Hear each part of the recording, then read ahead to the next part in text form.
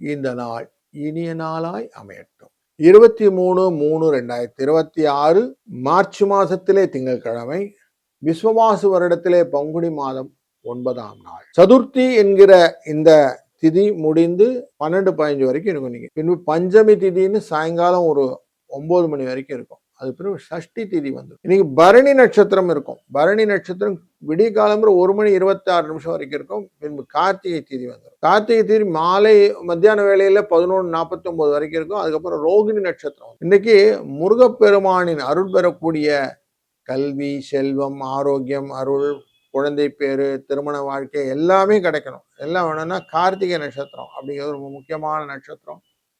அதனால் கார்த்திகை விரதம் இருப்பது இன்னைக்கு ரொம்ப நல்லது. முருகனை நினைந்து செய்யக்கூடிய காரியங்கள் இன்னைக்கு வெற்றியை கொடுப்பதாக அமையும் அப்படின்னு. இன்னைக்கு நல்ல நேரம் காலையில் 6-7, சாயங்காலத்தில் 4-5, ராகு காலம் 7:30-9, யமகண்டம் 10:12, குளிய நேரம் 1:30-3. இன்றைக்கு மீன லக்னத்துல சூரியன் இருக்கிறார்.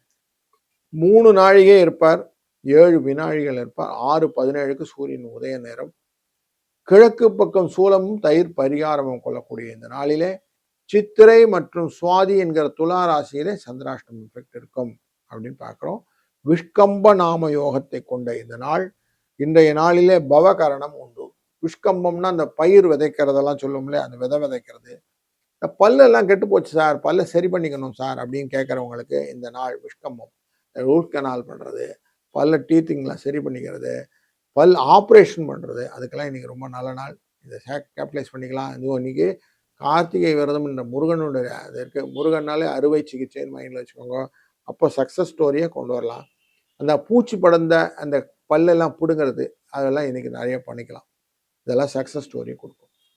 இன்றைக்கி சித்திரை சுவாதி நட்சத்திரக்காரர்களுக்கு கொஞ்சம் சந்திராஷ்டமம் இருப்பதனால அவங்க மட்டும் கொஞ்சம் கேர்ஃபுல்லாக இருந்துக்கணும்.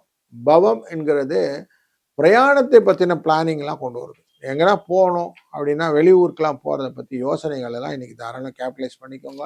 இதெல்லாம் இன்னைக்கு நல்லதாக அமையும். வணக்கம் கன்னிராசி நண்பர்களே. இன்றைக்கு தந்தையின் அருளால் வரக்கூடிய பித்தா யோகம்னு சொல்லுவோம். அப்படி தந்தையின் அருளால் வரக்கூடிய யோகங்கள் உண்டு. அயன சயன போக யோகமும் உண்டு. நிறைய தூங்கலாம். தனயோகம் உண்டு. நீ எல்லா யோகமும் இன்னைக்கு பெறும். முருகனை நினைத்து கொண்டால் நல்ல விஷயங்கள் நிறைய நடக்கும். 5, 6 அதிர்ஷ்ட எண்ணாய் பயன்படுத்திக் கொள்ளுங்கள். வாழ்க வளத்துடன்.